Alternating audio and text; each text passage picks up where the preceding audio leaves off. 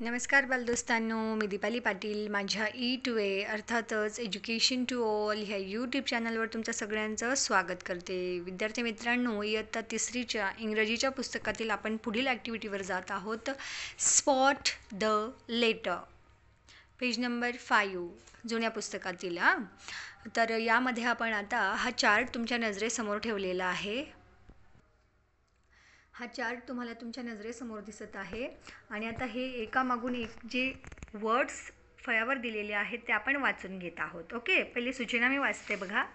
Here are some words you know, say them after me. Now listen to the sound, look at the word and spot the letter that stands for the sound. Color the letter. आपल्या बुकमधील जी सूचना दिलेली आहे ती मी इथे वाचली. आता आपण 1 bye 1 शब्द वाचून घेऊया. विद्यार्थी मित्रांनो, पहिला शब्द वाचा, माझ्या मागे वाचा. बस.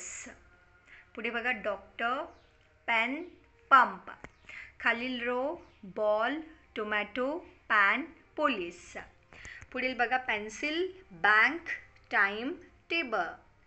आता पुढला out, band, potato, tyre. Okay, आता हे साऊंड आपण वाचले आहेत आणि तुम्ही बघत असाल की इथेच वरती आपण मराठीमध्ये पण अक्षरं लिहिलेली आहेत. तर मराठीमधील हा जो साऊंड आपण वाचला तो शब्द वाचून झाल्यावर त्या ठराविक अक्षराकडे बघायचं आहे आणि ब सारखा उच्चार साऊंड जिथून निघतो आहे आपला त्या लेटरला आपल्याला कलर करायचा आहे. मग विद्यार्थी मित्रांनो, आपण कलर न करता आपण त्याला करूया गोल. आता पहिला वर्ड आहे बस. इथे बचा साऊंड क्रिएट करणारं लेटर कोणतं आहे? बस. तर हा पहिला बी, पहिलं लेटर बस.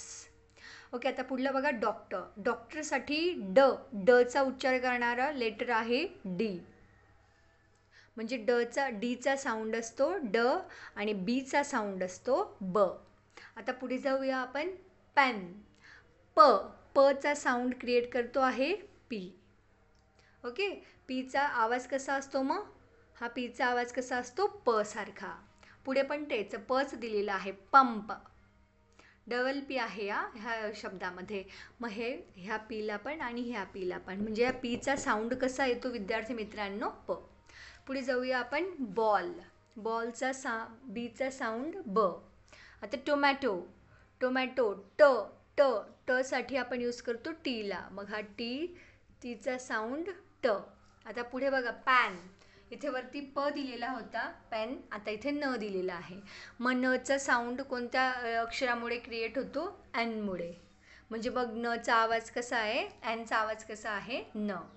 ओके, एनचा साऊंड आहे न. आता पुढलं बघा, पोलीस. पोलीसचा पी. मग आता या ठिकाणी आपण पीला गोल करूया. पुढे जाऊया. पेन्सिल. पुन्हा पी, पीचा आवाज प. बँक. पुन्हा बी, बीचा आवाज ब. आता पुढे टाईम. टीचा आवाज ट. टेबल. टीचा आवाज ट. टीचा साऊंड असेल ट. आता बघा पुढे, आउट. टीचा साऊंड ट. बँड. बीचा साऊंड ब. आता इथे प आणि ट दोघं दिलेले आहेत. मग पीचा साऊंड प आणि टीचा साऊंड ट. दोघं टीला आपण गोल केले. आता इथे पण ट साठी टी. येते लक्षात? आता उदाहरणार्थ बघा, मी इथे लिहिलं फॅन आणि इथे मी म्हटलं फ हे लेटर घेतलं मी आता या ठिकाणी. मग फॅनमध्ये फचा साऊंड कोणत्या लेटरमुळे होतो? एफ मुळे. मग आपण एफचा आवाज आहे फ असं म्हणू. एफ या लेटरचा साऊंड निघतो फ सारखा. येते लक्षामध्ये सगळ्यांच्या? जसं उदाहरणार्थ आता आपण कॅट म्हटलं, CAT कॅट, आणि इथे मी सपोज लिहिलं क. मग क साठी कोणतं अक्षर येतं आहे? सी. मग सीचा आवाज क. दोन आवाज असतात सीचे, क आणि स. येते लक्षात? उदाहरणार्थ सेल आपण म्हटलं तर मग या ठिकाणी सेलसाठी साठी असणार आहे सी.